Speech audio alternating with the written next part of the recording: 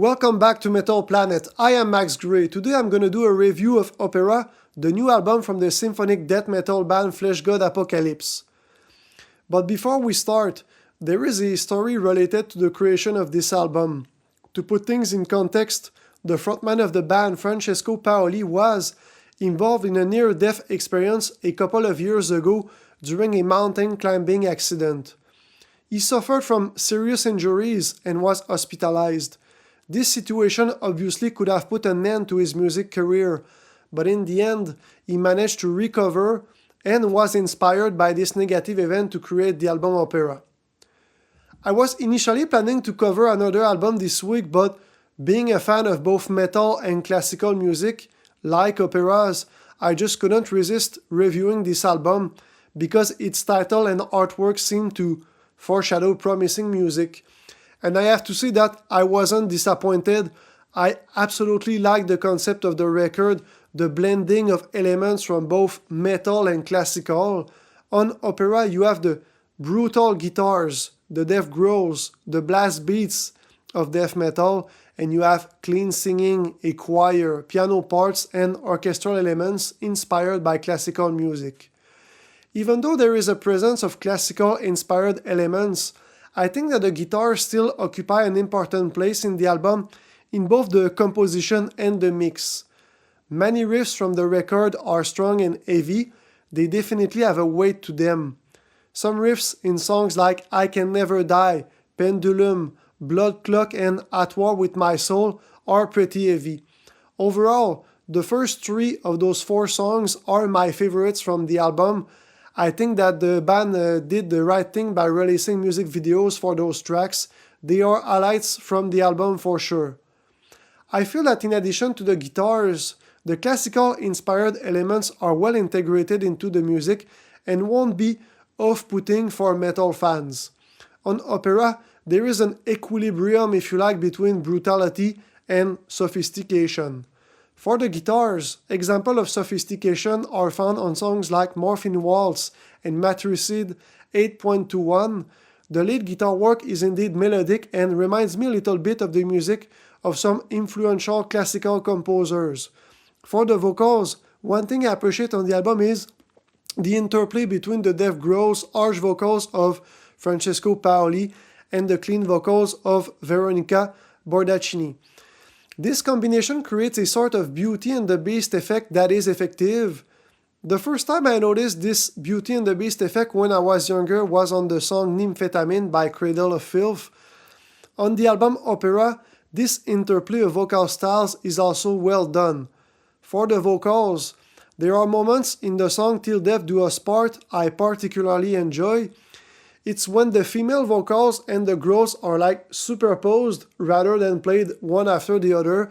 I think that it's powerful and well done. Even though opera contains clean vocals and orchestral elements, the music is generally heavy. But songs like the track Till Death Do Us Part, as well as the songs Ode to Art and the self-titled track, the last two are the intro and the outro, so those three songs are generally calmer than the rest of the material, and that gives a balance to the album. Opera is not perfect. I have two complaints about the album. The main one is that even though the drumming is really technically competent, I find that sometimes the parts played on the drums can feel a little bit monotone or one-dimensional. Don't get me wrong, the drummer is a better musician than I'll ever be, but on the album, within one song, sometimes the blast beats are sustained for too long before there is a real variation in the drumming.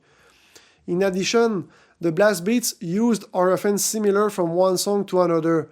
So yeah, there's a bit of a repetitiveness in the drumming, but to be fair, that is a critique that could be applied to many death metal bands that play in a technical style. Or you can say that it's just me being picky. The second complaint I have is that with a runtime of about 43 minutes and a total of 10 songs including an intro and an outro, the album feels a little bit short in length. It's the exact opposite of the new Mushroom Head album Call the Devil I reviewed recently. While I felt that the Mushroom Head album dragged a little bit for too long, in this case I feel that Opera would have benefited from the inclusion of something like one or two more songs. But there is a perverse effect. After listening to the album, you're left wanting to hear more material from the band. So what's the verdict?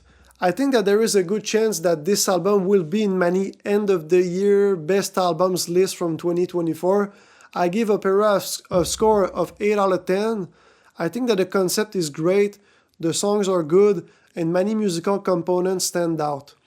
I particularly like the blending of the metal and classical genres, the presence of a choir, piano parts, and orchestral elements. Another thing I appreciate is the Beauty and the Beast effect I just discussed earlier. Also, the story of Francesco Paoli showing resilience in the face of his accident and the band later coming up with great material like this album is also something that is inspiring. In the future, I think that Fleshgod Apocalypse could push the metal classical music concept even further in an upcoming release by incorporating even more orchestral elements and classical singing in its music.